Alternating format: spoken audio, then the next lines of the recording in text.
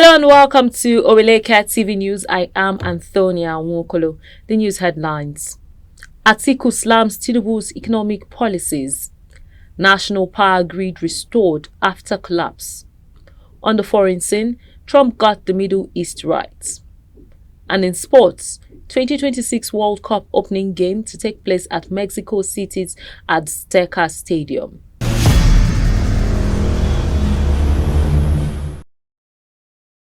Welcome back. Now the news in details.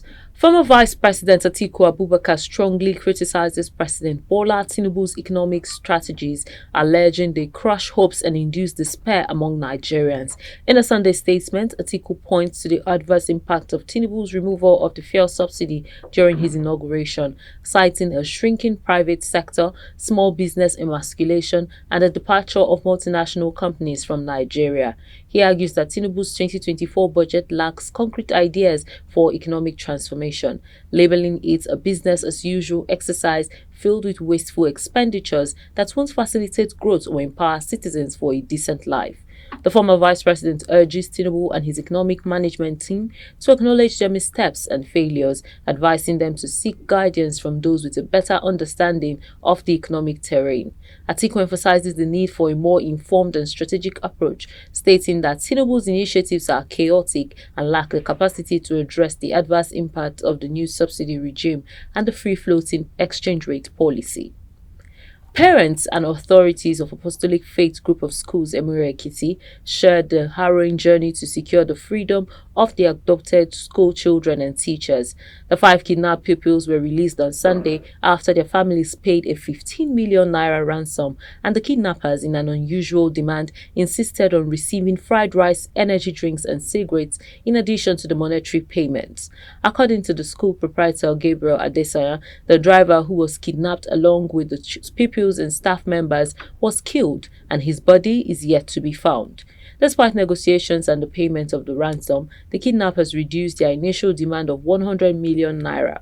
The victims, abducted on their way home from school last Monday, spent 6 days in the kidnappers' den, encountering a traumatic and challenging experience. One parent, speaking anonymously, detailed the difficulties faced in reaching the kidnappers' location within an expansive forest, where the ransom and requested items were handed over before the abducted persons were released. The People's Democratic Party in Edo State conducted an election on Sunday to select delegates for the February 22nd governorship primary, marked by an uproar. 9 out of 11 PDP governorship aspirants boycotted the exercise, while Governor Seyi Makinde of Oyo State, the committee chairman, withdrew from the process. Despite this, Governor Peter Mba of Enugu State, the deputy chairman, applauded the large turnout of party members. Edo State Governor Godwin Obaseki acknowledged Makinde's withdrawal as unfortunate, but asserted that it would not undermine the exercise's credibility. The boycotting aspirants, including the Deputy Governor Philip Shaibu and 8 others, protested the composition of the committee, sending a letter to the PDP acting national chairman. In spite of this disruption, Governor Obaseki affirmed the smooth conduct of the delegates' election, insisting that party unification efforts would persist. The collation centers, including George Ida Primary School in Benin, witnessed a large turnout of party members for the election, and Governor Obaseki asserted that the PDP's principles of fairness and justice would prevail. He dismissed the party's internal crisis as exaggerated, anticipating a stronger turnout in the main election. Let's go on a short break. We'll be right back. Follow us on our social media handles at Oweleketv. Visit our website at www.oweleket.tv for a thrilling journey. Oweleketv, rising star at the fairground.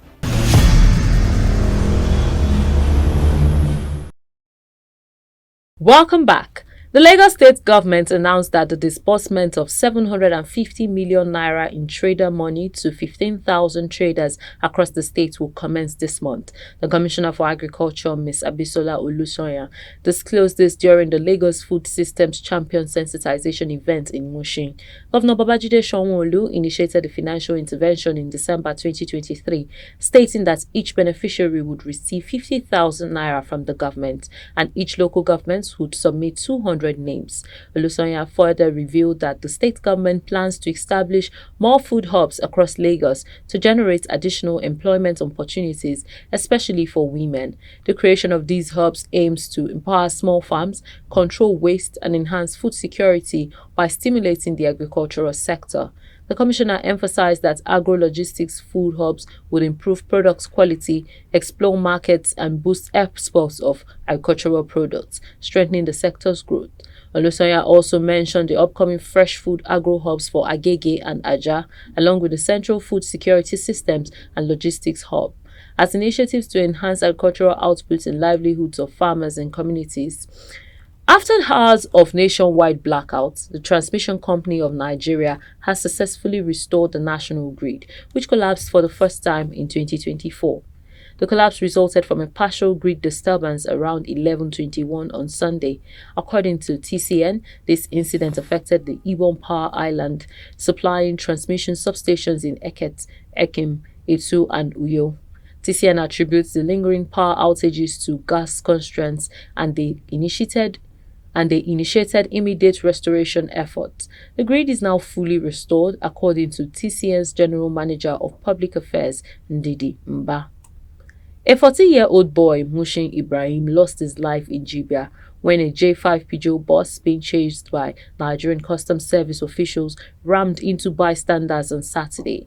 The accident occurred around Tuluwada Primary School, Tasha Huraira. Witnesses stated that the bus chased by custom officials hit the boy at high speed, causing fatal injuries. While the customs vehicle reportedly reversed and returned to their checkpoint, Mushin's father called for justice, accusing the custom officials of negligence and demanding appropriate sanctions. The incident raises concerns about the operations of Nigerian customs along border areas, with complaints of harassment and unclear regulations. Jibia, situated near Niger Republic's border, has witnessed similar accidents in the past involving custom officials. The customs spokesperson argues that the accident was caused by the bus driver's reckless driving and denies allegations of customs negligence. The Federal Operations Unit Zone B vows to investigate, stressing their commitment to enforce directives regardless of efforts to smear their name. Up next are stories on the foreign scene after the break. Follow us on our social media handles at Oweleketv. Visit our website at www.oweleketv for a thrilling journey. Oweleketv, rising star at the fairground.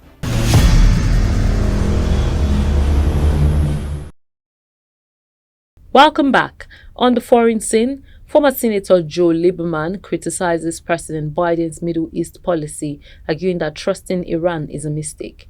Lieberman praises former President Trump for his approach to the region, calling him correct in treating allies as allies and enemies as enemies. He highlights Iran's untrustworthy nature and violent anti-American stance, opposing the belief that diplomacy can defang the country. Lieberman also suggests that U.S. airstrikes may not be effective unless targeting the Iranian military central command. In entertainment, despite the excitement surrounding the nominations of Nigerian artists such as Davido, Burna Boy, Ira Star, Asake, and Olamide at the 66th Grammy Awards, none of them secured a win in their respective categories. Davido and Burna Boy received multiple nominations, including Best Global Music Album and Best Global Music Performance. The newly introduced Best African Music Performance category saw South African artist Tyla emerging victorious for her song Water, beating out contenders like Burna Boy, Davido, Asake, and Ira Star. The Nigerian quintet faced disappointment as they were not named winners in any of the categories they were nominated for. And in sports, FIFA President Gianni Infantino revealed that the inaugural match of the expanded 48-team 2026 World Cup will be held at Mexico City's iconic Azteca Stadium. Co-hosted by Mexico, the United States, and Canada, this will mark the third time Azteca Stadium has hosted World Cup games, following 1970 and 1986. The United States will begin their group stage campaign at Los Angeles SoFi Stadium, while Toronto will host Canada's first match. These decisions were announced in a live television broadcast featuring celebrities like Kevin Hart, Drake, and Kim Kardashian. And just before we go, here's a recap of the headlines. Atiku slams TINUBU'S economic policies. National power grid restored after collapse. On the foreign scene, Trump got the Middle East right. And in sports, 2026 World Cup opening game to take place at Mexico City's AZTECA Stadium. And that's the package on our news bulletin. Kindly follow us on all our social media platforms at Oweleketv. Our website is www.oweleketv.tv. I am Antonia Mukolo. Thank you for watching.